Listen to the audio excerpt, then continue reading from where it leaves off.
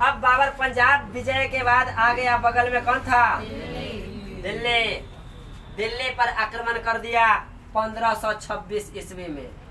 बहुत इतिहास के सबसे महत्वपूर्ण घटना बाबर का दिल्ली पर आक्रमण का 1526 ईस्वी में। डेट के साथ याद रखेंगे 21 अप्रैल 1526 ईस्वी को बाबर ने दिल्ली पर आक्रमण किया। तो दिल्ली पर आक्रमण किया और वहीं पर युद्ध हुआ पानीपत में। पानीपत में युद्ध हुआ। बाबर और दिल्ली के शासक कौन थे? इब्राहिम लोदी। युद्ध तो बहुत घमासान हुआ। बाबर का सेना बहुत ही कम संख्या में था। इब्राहिम लोदी की सेना लाखों की संख्या में था और बाबर के पास मात्र 20 से 25 हजार ही सेना था।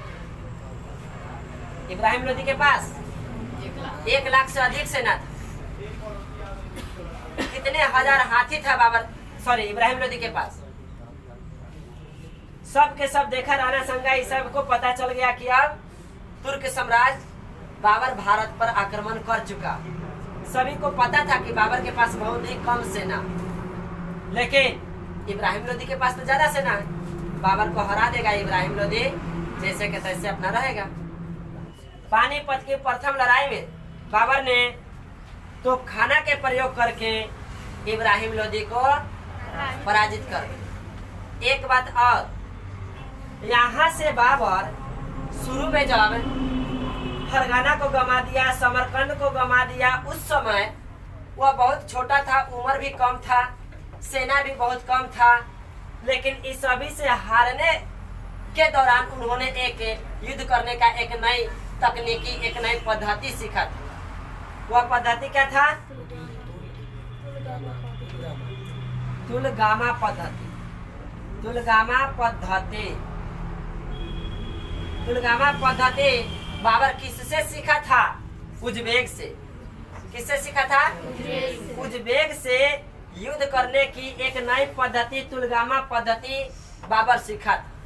क्या होती थी तुलगामा पद्धति? इसको थोड़ा सा देख लीजिए। तुलगामा पद्धति में क्या होता है?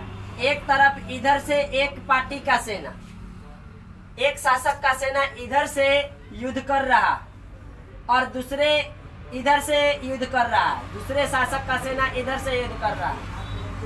बाबर की सेना इधर से और उज्बेक की सेना इधर से युद्ध कर रहा था। तुलगामा पद्धति में क्या थी कि इधर से सेना क्या होता था कि बीच का सेना आगे की तरफ बढ़ता था और साइड का जो सेना था दोनों तरफ का, यह इस तरफ से भागने लगता था, यह इस तरफ से भागने लगता था। ऐसा भागता था तो सामने वाले सेना को यह पता चलता था, इसे ऐसा प्रतीत होता था कि सामने वाला सेना अब कमजोर पड़ गया है, वह सब रण छोड़ करके भाग रहा। ऐसा बात समझ जाता था और यह धीरे धीरे आगे की तरफ बढ़ने लगता था। यह आगे की तरफ बढ़ रहा और यह साइड से भागते भागते ऐसे आकर के आगे चला आता। इधर से सेना आगे आ जाता और आगे आकर के इसको इधर से घेर लेता। देखिए, यही था तुलगामा पद्धति। यही पद्धति था तुलगामा पद्धति। यह उज्बेक ने इस पद्धति को अपना करके बाबर को समरकंद से भी हराया था और उसके बाद फरगाना से भी हराया था। बाबर हार तो गया, लेकिन युद्ध करने की एक नई पद्धति यहाँ से उज्बेक से उन्होंने सीखा था। वह पद्धति क्या था? तुलगामा पद्धति।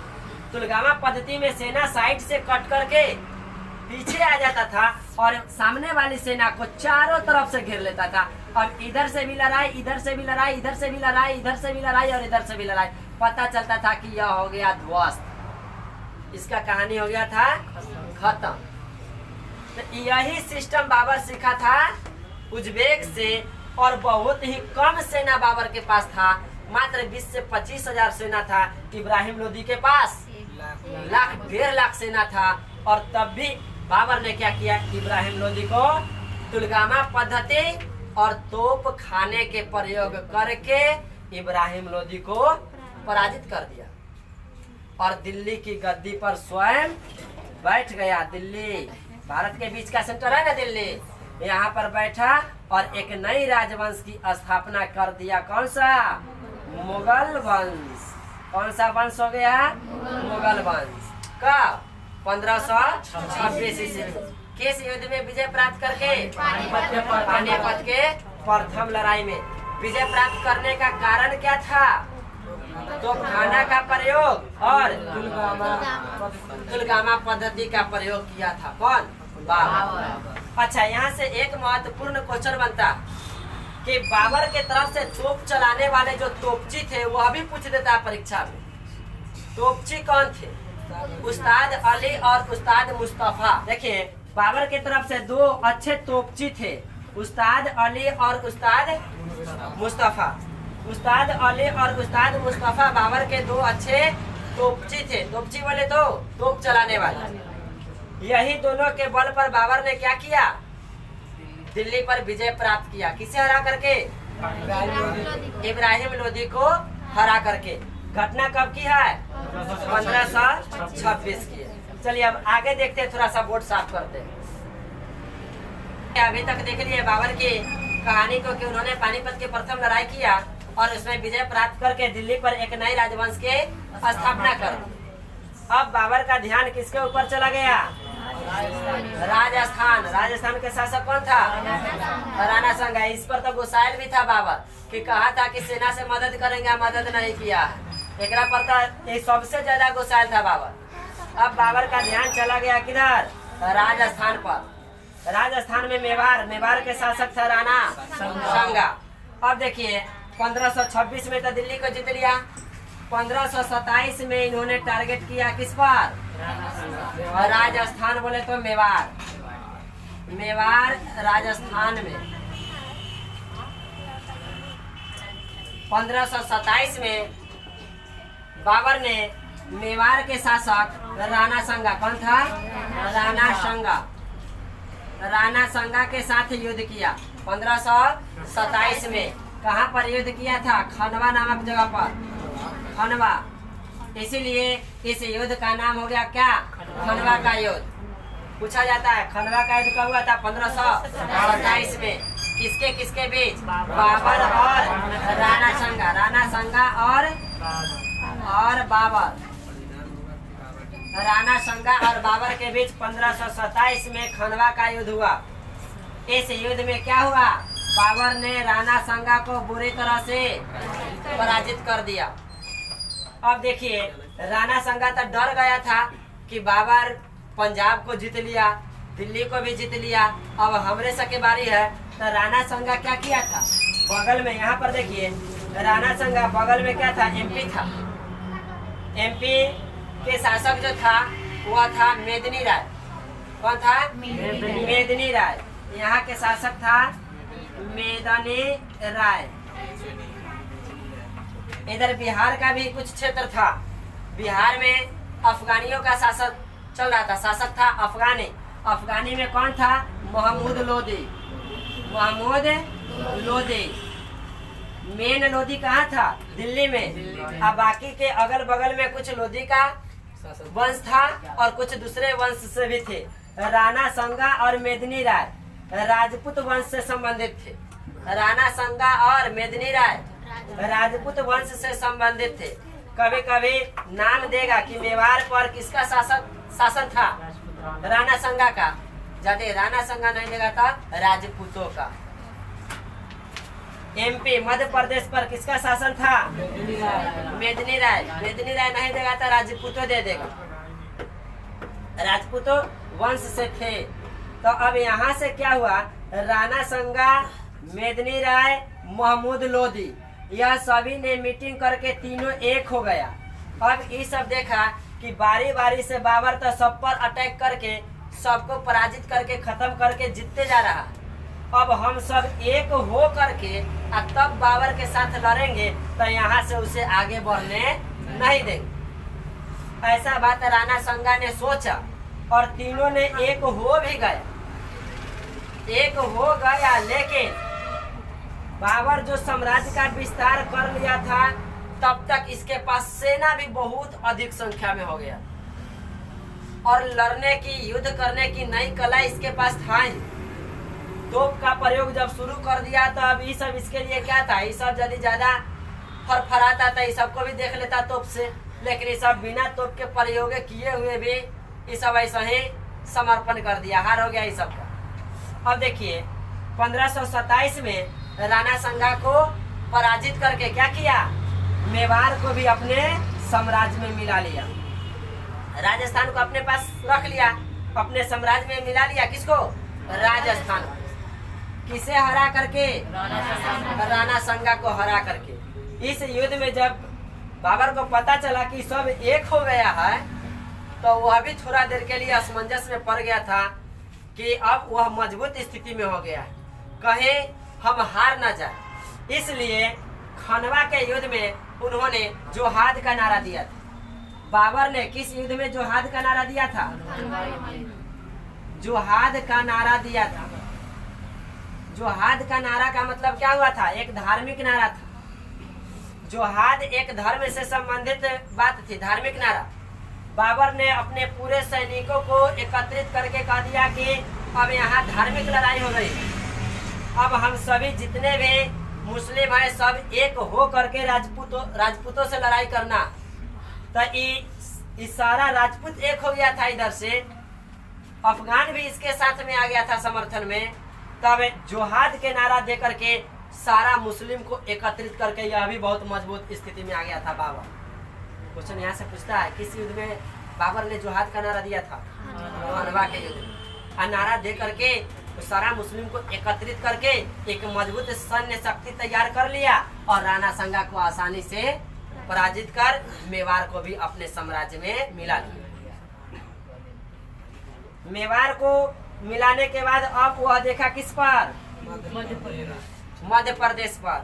मध्य प्रदेश पर आक्रमण किया 1528 में। कौन था, मेदिनी राय।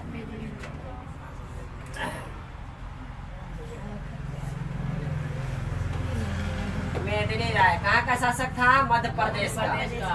अब देखिए 1528 में मध्य प्रदेश पर आक्रमण किया, मेदिनी राय से युद्ध हुआ। कौन सा युद्ध, कहाँ हुआ था, चंदेरी में। कहाँ हुआ था, चंदेरी में था। यह युद्ध कहलाया चंदेरी का युद्ध। 1528 का युद्ध कहलाया चंदेरी का युद्ध। और चंदेरी के युद्ध में बाबर ने किसे हरा दिया, मेदिनी राय को भी समाप्त कर दिया, मध्य प्रदेश को भी अपने साम्राज्य में मिला लिया। 1525 में किसे जीत करके मिलाया, पंजाब को। 1526 में दिल्ली को। 1527 में राजस्थान मेवाड़ को। 1528 में मध्य प्रदेश को। अब बारी आ गया किधर, अब यहाँ से वह घुस गया थोड़ा सा बिहार के क्षेत्र में। अब बिहार के क्षेत्र में था महमूद लोदी। शासक कौन था, महमूद लोदी। अब 1529 ईस्वी आता। 1529 ईस्वी में बाबर ने महमूद लोदी से युद्ध करता। कहाँ पर, घग्गर नदी के तट पर। घग्गर नदी के तट पर युद्ध किया था, घाघरा का युद्ध कहलाया। कौन सा युद्ध, घाघरा का युद्ध। 1529 में बाबर और महमूद लोदी के बीच हुआ था। बाबर और महमूद लोदी के बीच 1529 में घाघरा का युद्ध हुआ था। इस युद्ध में बाबर ने महमूद लोदी को पराजित कर दिया। महमूद लोदी को पराजित कर दिया।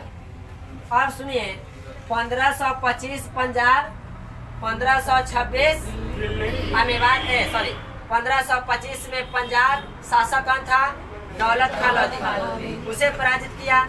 1526 में दिल्ली शासक था इब्राहिम लोदी, उसे पराजित किया। 1527 में राजस्थान मेवाड़ के शासक राणा संगा था, इसे पराजित किया। 1528 में मध्य प्रदेश में शासक कौन था, मेदिनी राय, इसे पराजित किया। युद्ध कहलाया चंदेरी का युद्ध। 1528 के बाद आता है 1529 घाघरा के युद्ध बिहार के क्षेत्र में अफगानियों का शासन था और वह अफगानियों के रूप में शासक था महमूद लोदी। अब क्या हुआ, इसे भी पराजित कर दिया 1529 में। अब बाबर के युद्ध की कहानी लास्ट यहीं तक होती है 1529 तक। 1530 में बाबर बीमार पड़ जाता है। बीमार पड़ने के कारण 1530 में ही बाबर की मृत्यु हो जाती है। 48 वर्ष की अवस्था में 26 दिसंबर 1530 ईस्वी को बीमार पड़ने के कारण बाबर की मृत्यु हो गई। मृत्यु के बाद बाबर को दफनाया गया कहाँ? आगरा में। कहाँ दफनाया गया था? आगरा में। और आगरा के जगह था कौन था? आराम बाग। कौन से जगह पे? आराम बाग में दफनाया गया था। बाबर के मृत्यु के बाद उसे कहाँ दफनाया गया था? आगरा के आराम बाग में। जबकि बाबर का सबसे पसंदीदा शहर उसके जीवन में था क्या? काबुल। वह पहले से बता भी रखा था कि मुझे अंतिम शरण कहाँ दिया जाए? काबुल में। तब बाबर के इच्छा अनुसार बाबर के बेटे ने क्या किया? आराम बाग से फिर से उखाड़ करके और काबुल में ले जा करके दूसरी बार दफनाया गया। तब बाबर को 2 बार दफनाया गया था। पहली बार कहाँ? आगरा में। और दूसरी बार कहाँ? काबुल में।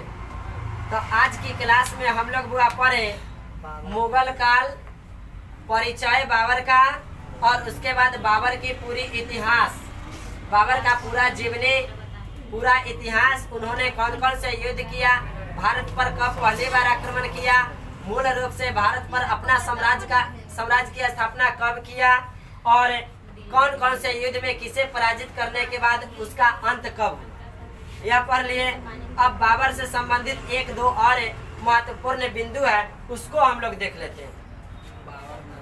बाबर की मृत्यु के बाद अब हम लोग 1-2 पॉइंट है बहुत इंपॉर्टेंट, यहाँ से भी क्वेश्चन पूछ देता है, इसको देख लेते हैं। आपको ट्रिक के लिए याद करा दिए, लिख दिया है, पंजाबी पान खाया चबाया घर गया मर गया। पंजाबी पान खाया चबाया घर गया मर गया।